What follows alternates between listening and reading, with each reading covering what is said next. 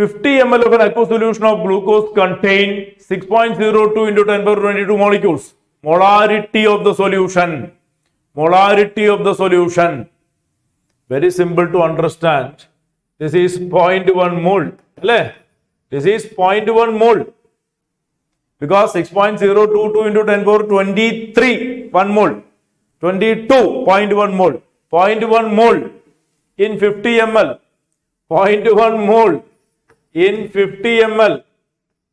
0.2 mole in 100 ml. And 2 mole in 1000 ml. See, to think in the mind, not to write. Think in the mind, no need to write. 0.1 mole 50 ml, 0.2 mole 100 ml, 2 mole 1000 ml, and that is molarity. Molarity means mole per liter, mole per liter. 2. Fourth choice.